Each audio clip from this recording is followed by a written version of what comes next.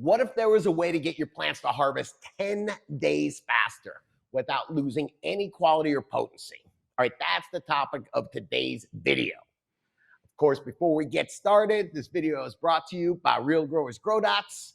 If you're looking for the easiest way to feed your plants, check out Grow Dots. You mix them in once, right at the beginning of veg, and they feed your plants all the way through to harvest. You don't have to worry about nutrient lockout, nutrient deficiencies, because Grow Dots does all the hard work for you. So check it out over at realgrowers.com. And let's get back into it. Hi, C. Come on. You want to shave 10 days off your flower time, bro? I do, and I have a feeling this is going to be some science dropped in this video. So before we even get into it, I think it would be good to explain the difference between photo periods and autos, because I think they play into what you're talking about. It does. This absolutely plays into what we're talking about. Okay. Photo periods are the classic cannabis plants we're all used to. You grow them in veg for 18, 24 hours. You click the light back to 12 hours on, 12 hours off, and that stimulates flower growth. That tells them it's time to flower.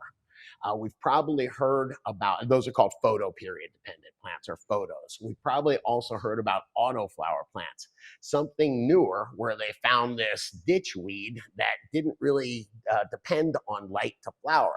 It would just grow 90, 100 days, 80 days, whatever, and then it would flower up independent of light. Could have 18 or 24 hours of light, it'll still flower up. Those were the autoflowers. Now the autoflowers were ditchweed. I don't even think it would medicate you. What they did was they started breeding the autoflower trait that doesn't require a change in light cycle to flower with some of the dank nugs that we're used to. And what they were trying to do is breed the dankness and the autoflower trait together. And they've done it. They've done, there's actually autos have come a long way, and there's some pretty good autos these days. Okay, so you were explaining to me how autoflowers came into being, at least at the way we have them now. It was kind of complicated. I've got a chart pulled up. Can you kind of help walk me through what we're looking at here? Yeah, huge respect to the autoflower breeders, because what they were doing was they were breeding in the light independent trait, and they were also breeding in the dankness of the sativas and indicas. So you can see here, I didn't realize it was this much work. All right, so take a look. When you breed an auto and a photo, the first thing you get, that F1, none of those are autos.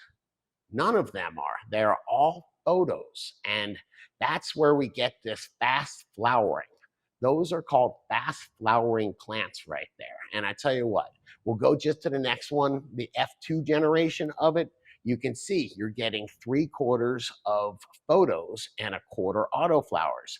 Once you breed it again, going to an F3, you're breeding it again and again and again. You get looks like 3/4 or 3/5 autos, 2/5 photos. Once you get to that F4 generation, it takes that much work for an autoflower breeder to get a consistent autoflower strain. That's pretty neat. So you can see F4, you've got all autos. Okay, so I'm just now hearing about fast flowering, and I heard about autos a while back, but it looks like Right. fast flowers are the first step. So how come they're just now becoming popular? That's a good question. I don't know, but they sure are neat. I want to say they've been around 2013, 2014, but with the interwebs and whatnot, people are just learning about them, or at least we're just learning about them. And it's neat. It's not an auto by any means. It is completely photo dependent.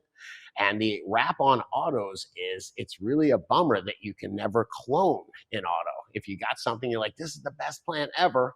Well, you get one and done. So these are photo period plants. So you can clone them. They act just like a photo period plant, but because they are crossed with an auto, you can shave 7 to 10 days off that time, that flowering time, and still get all the tendencies or all the characteristics of that photo plant. It's Nice. pretty neat Okay, stuff. so the objection that I have is that I know when people first started playing around with autoflowers, there was a lot of complaint about quality. And I'm wondering, is there that same objection to these fast flowering plants? Not for what I'm seeing. People definitely seem to be giving them the thumbs up. It does have to do with genetics. I am not a geneticist. After the 10th grade, 10th grade biology was the last time I did the Punnett squared.